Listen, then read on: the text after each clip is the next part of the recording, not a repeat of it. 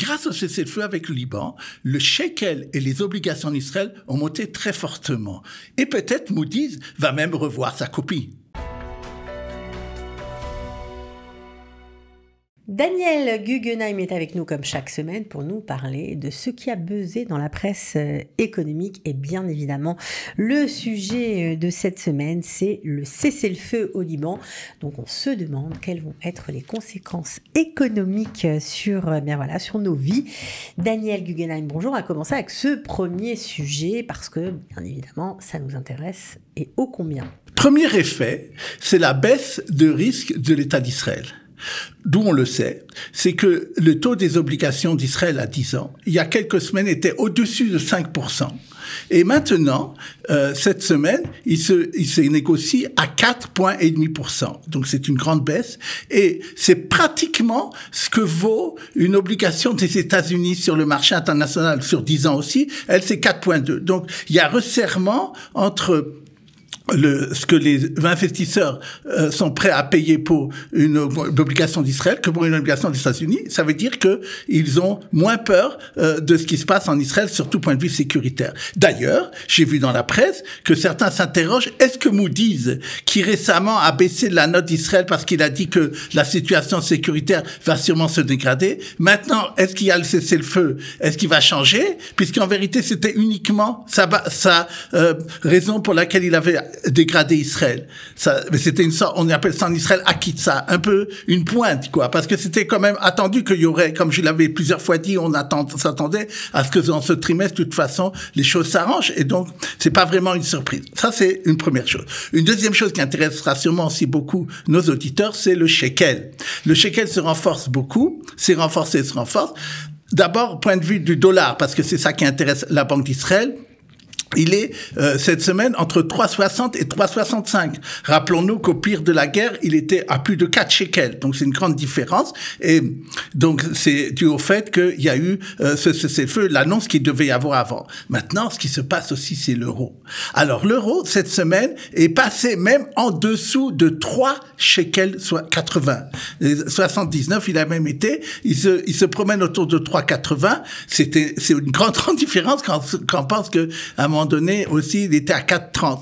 Et donc, toujours, les gens, ils me demandent, qu'est-ce que vous pensez qui va se passer? Parce que les gens, ils voient, quand les gens voient des grands mouvements de ce genre, ils me demandent, qu'est-ce que vous en pensez? Alors, moi, je dis que l'analyse, parce que j'ai pas, malheureusement, de lunettes de cristal qui me permettent de voir l'avenir. Seulement, ce que je dis, c'est que comme ça, je l'ai dit souvent ici, je n'ai pas confiance en ce qui se passe dans la zone euro en ce moment. Les problèmes en France, tout le monde les connaît, économiques et sociaux. Peut-être un gouvernement qui pourra être renversé, pas de budget, en gros, c'est très très grave. Et également l'Allemagne qui est en récession, etc. Donc, les investisseurs internationaux commencent à se méfier de l'euro. Et maintenant, l'euro était, il y a quelques semaines, il avait $1,12. Maintenant, il est plus que $1,04. 0,5, voire même il est descendu au-dessous de 0,4 cette semaine. Alors, moi, ce que je pense, et beaucoup le pensent comme ça, c'est que le dollar peut arriver à parité de l'euro.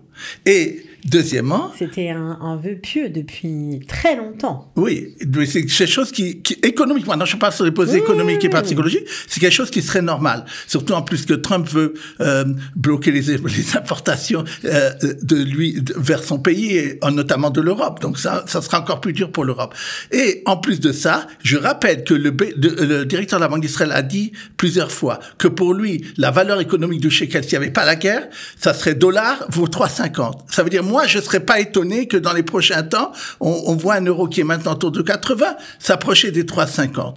Voilà ce que je dis. Et, bon, alors, Daniel n'a pas de boule de cristal, mais quand même, il y a quelques petites prévisions, donc on verra si vous avez vu juste. Encore une chose de dire à ce sujet assez important pour surtout nos boursicoteurs. La bourse israélienne, c'est vraiment a été euphorique le mois dernier.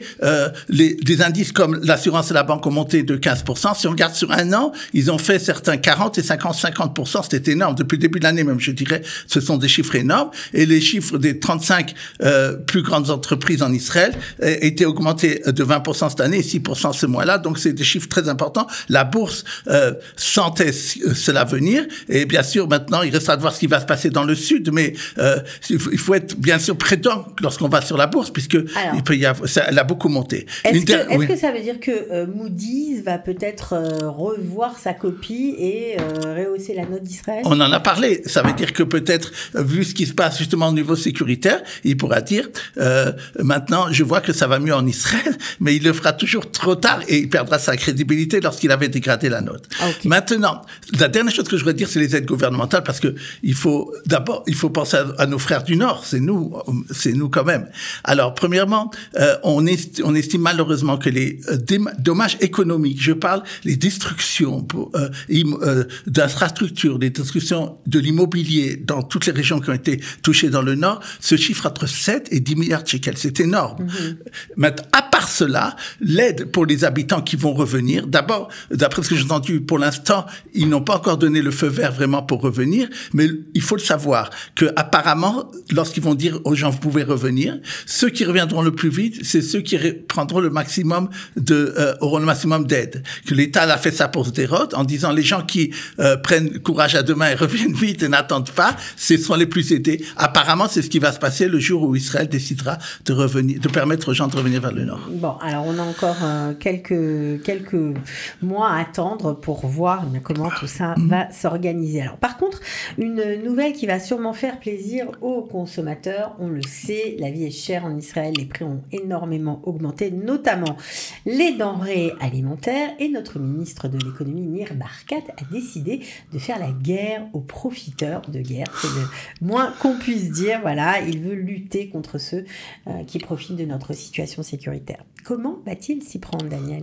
Oui, tout à fait. Il a une possibilité juridique qu'il veut maintenant utiliser cette semaine, vous allez l'entendre dans cette semaine normalement, en disant la chose suivante. Les prix de première nécessité ne pourront pas augmenter sans ma permission. Il s'agit quoi? Pour l'instant, on est sûr. Il s'agit des pâtes, par exemple, du thon, de l'eau minérale, du riz, des choses de première nécessité, du manger pour bébé aussi. Maintenant, il y aura peut-être cette liste sera plus exhaustive. Qui c'est qui va décider? Il y a deux personnes, ce qu'on appelle en hébreu memouné à la tarkan, à la ganat à tarkan, c'est-à-dire le responsable de celui qui est défense des consommateurs, et au ministère des Finances, c'est le responsable des budgets. Les deux ensemble vont fixer cette liste-là. Il faut dire d'ailleurs qu'il y a une procédure aujourd'hui qui a été entamée. C'est une lettre qui a été écrite cette semaine par Barkat justement à Smotrich au ministère des Finances, disant je veux appliquer cette loi-là, et donc on va prépare-toi déjà. Voilà. Ce sera ça, en fait. Bien sûr. Ce que je voudrais dire à ce sujet, c'est que, en vérité, nous l'avons remarqué souvent, cette hausse des prix, c'est pas quelque chose de nouveau. Ouais. Peut-être, et vous l'avez insisté, ce profiteur de guerre. Cette semaine, justement, la presse financière israélienne, qui regarde des documents maintenant qui sont publiés du troisième trimestre à la bourse, les sociétés cotées publient maintenant les résultats jusqu'à la fin du mois du troisième trimestre. Et qu'est-ce qu'ils ont remarqué? Qu'il y a une société qui s'appelle Diplomate, que vous avez sûrement entendu parler, nos auditeurs. C'est une société qui importe beaucoup en Israël, dans denrées. C'est une société internationale qui est cotée aussi à la bourse. Et cette société-là a fait des profits faramineux. Et elle explique dans son bilan, et on voit d'ailleurs les chiffres, que Israël est une vache à lait pour elle. Et c'est ça plus ça a dû aussi faire réagir Barkat. Ouais, tout à fait. Bon, alors on verra si les produits de nécessité vont baisser et vont rester à un prix fixe, on l'espère. En tout cas, pour nous tous, on continue avec un autre sujet. C'est une compagnie d'assurance, Migdal, qui a été condamnée à indemniser ses clients, et pour un montant quand même assez conséquent, puisqu'on parle de 26 millions de shekels. Tout à fait. Nous parlons de temps en temps dans cette chronique de ce qui s'appelle en hébreu tvia itzugit. Ça veut dire que des gens qui ont été lésés par des entreprises, peuvent aller au tribunal et ensemble faire une plainte. Alors d'abord, il faut qu'elle soit acceptée d'être jugée, et puis ça prend un certain temps souvent, et à ce moment-là, après, il y a souvent une décision de justice qui oblige l'entreprise à indemniser. Souvent, le tribunal fait ce qu'on appelle un accord entre les deux parties. Maintenant, De quoi il s'agit? Qu'est-ce qu'a fait Migdal? Migdal, pendant des années, je parle Migdal en tant que compagnie d'assurance pour ce qu'on appelle l'élémentaire, c'est-à-dire appartements, des choses comme ça, et voitures autres, et pas concernant les retraites exactement. Et alors, qu'est-ce qu'elle faisait? Quand quelqu'un venait chez lui en disant, voilà, j'ai eu tel dégât, et donc je voudrais que tu me rembourses d'après l'assurance que j'ai, il envoyait pour certains des chèques par la poste. Au lieu de faire, comme la loi lui demande, un virement à son compte. Bien sûr. Ou bien par carte de crédit, ou bien même un virement à son compte lui-même. Et donc, ça n'a pas, il y a beaucoup de cas où ça n'a pas été fait. Des dizaines de milliers de clients. Alors, quoi, où les chèques ne sont pas arrivés? Alors, non. Mais les gens, d'abord, n'ont pas été prévenus qu'ils recevaient. Ils se sont pas assurés si les gens ont reçu bien les lettres. Et ils savent qu'il y a des chèques qui n'ont pas été encaissés. Donc, ils savaient que cette situation-là, et ils se sont dit, tant que le mec, il va pas réclamer, nous, on n'agit pas. Tant mieux, on a gagné de l'argent. Or, c'est pas ce qui s'est passé, puisque maintenant, tout chèque qui sera au-dessus de 100 shekels, pendant les 7 ans qui sont avant 2022, jusqu'à 7 ans avant, ils pourront venir réclamer à la compagnie Migdal, ou c'est pas seulement venir réclamer, c'est que Migdal, elle doit voir tous ces gens à qui elle devait de l'argent et qu'elle n'a pas payé à plus de 100 shekels, et alors elle devra donc s'assurer maintenant qu'ils vont être payés. Alors il faudra, à part s'ils envoient par la poste, si par exemple ils n'ont pas de compte où ils peuvent envoyer, alors qu'est-ce qu'ils feront? Ils doivent envoyer un SMS ou un mail pour et s'il n'y a pas de mail, alors par la poste aussi, un courrier disant nous n'avons pas payé et donc maintenant nous vous payons maintenant, nous vous remboursons et donc vraiment s'assurer à ce que la personne soit remboursée. Donc c'est important de savoir et peut-être parmi nos auditeurs il y en aura qui vont recevoir des chèques. Bien exactement, c'est déjà arrivé d'ailleurs, vous avez déjà annoncé des choses et puis après les gens ont reçu de l'argent sur leur compte et ils étaient ravis de savoir pourquoi. Merci. Okay. Donc ça c'est important, il faut suivre si vous êtes adhérent à Migdal, regardez ce qui se passe sur votre compte bancaire. On va terminer avec une nouvelle très sympathique, puisqu'on sait très bien que l'intelligence artificielle est dans nos murs, est à nos portes. Chacun s'en sert, en tout cas commence à s'en servir. Et en Israël, bien évidemment, nous sommes à la pointe, tout le monde le sait. L'intelligence artificielle débarque à l'étable. Alors ça, c'est quand même incroyable. Qu'est-ce qui se passe? Comment se fait ce que l'intelligence artificielle soit utilisée pour traire des vaches? La société Afilmic, qui est une société qui se trouve au kibbutz Afikim et au kibbutz de Gania, est spécialisée dans la technologie justement de tout ce qui est traiter des vaches, etc. Maintenant, elle a développé ce produit-là, dont on va parler maintenant, pendant 8 ans pour une somme de 50 millions de dollars. L'exploit qu'elle a fait, c'est qu'elle n'a même pas eu besoin d'emprunt. Elle n'a pas eu besoin de collecter des fonds à des capital risques. Elle l'a fait par ses chiffres d'affaires, par ses revenus, par ses bénéfices, qu'elle a décidé que c'est important ce projet. Dans l'intelligence artificielle. Et c'est quoi ce projet-là? Qui est le premier au monde. Ils ont dit dans l'article que j'ai vu qu'il n'existe pas.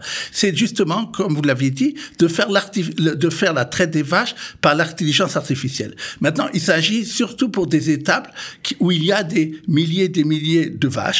Et on n'a pas le temps, bien sûr, de réfléchir est-ce que maintenant on va la faire venir maintenant se faire traire ou pas et quelle est la qualité du lait qu'elle donnera ou pas.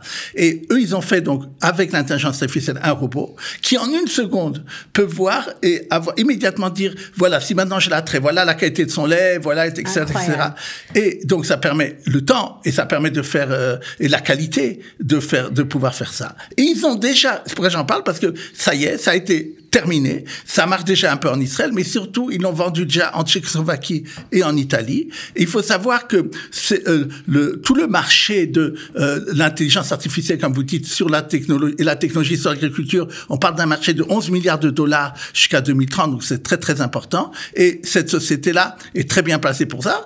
Elle a déjà d'autres produits qui sont dans le monde où elle faisait des robots et des choses comme ça pour l'agriculture. Mais là, ce produit-là, c'est vraiment quelque chose qui vient de se terminer cette semaine et elle sait qu'il a réussi. Bon, on savait déjà que les vaches laitières en Israël donnaient le meilleur rendement de lait par rapport à d'autres vaches dans d'autres pays, mais alors là, on va éclater tous les plafonds.